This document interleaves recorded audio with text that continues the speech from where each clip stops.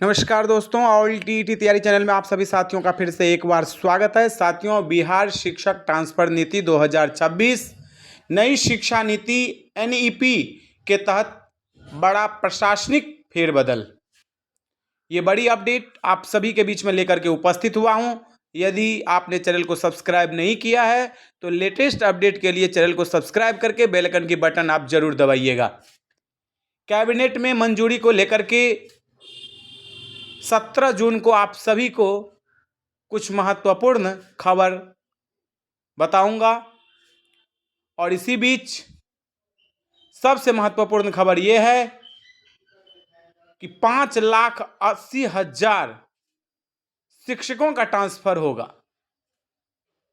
अब यहां पर शिक्षक छात्र अनुपात भी देखा जा रहा है। मध्य विद्यालय में 9 शिक्षक होंगे, जहां पर 1 से 8 स्कूल संचालित है वहां पर 9 शिक्षक तैनात किए जाएंगे, और जहां पर 1 to 5 में 120 छात्र हैं वहां पर 5 शिक्षकों की तैनाती होगी, और 121 से 150 के बीच यदि वहां पर बच्चा है तो 6 शिक्षक की पोस्टिंग किया जाएगा। तो साथियों, जो साथी हमारे बहुत पहले से जमे हुए हैं, खास करके नियोजित शिक्षक बंधु, उनका क्या होगा, उनका स्थानांतरण कैसे होगा? क्योंकि वो तो पंचायती राज के तहत कार्यरत हैं, वो पंचायत के स्तर पर ही उनका स्थानांतरण हो सकता है। प्रखंड नियोजन इकाई के जो शिक्षक होंगे उनको प्रखंड के स्तर पर ही स्थानांतरण हो सकता है। तो फिर ये छात्र शिक्षक अनुपात की बात जो यहाँ पर की जा रही है उसमें कितनी सच्चाई है, ये समय आने पर पता चलेगा।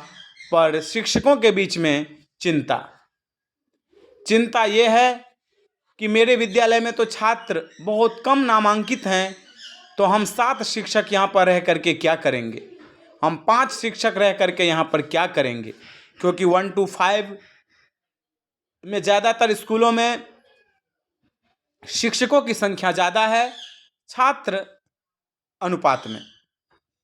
कहीं कहीं पर ऐसा है कि जहाँ पर छात्र ज़्यादा हैं शिक्षक कम हैं, तो वहाँ पर भेजा जा सकता है। ये न्यूज आ रही है, बिहार शिक्षक ट्रांसफर नीति की सबसे बड़ी खबर है ये।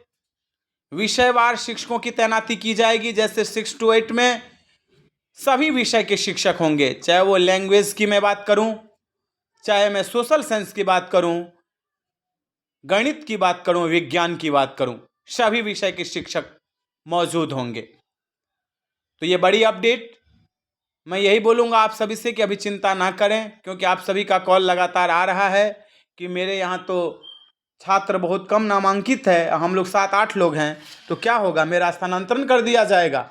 देखिए, ऐसा कोई बात नहीं है, ऐच्छिक स्थानांतरण की बात किया जा रहा है।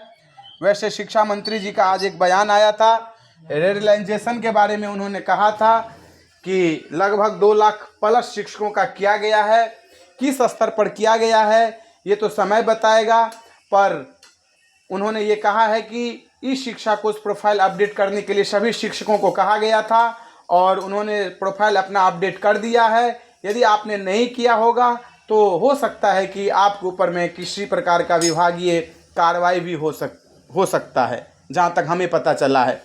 लेकिन जिन्होंने प्रोफाइल अपडेट कर दिया है उनको किसी भी प्रकार की कोई परेशानी का सामना नहीं करना पड़ेगा, जहाँ तक हमें लगता है। और जो साथी हमारे प्रोफाइल अपडेट करने में पीछे रह गए हैं उनको एक और मौका दिया जाएगा।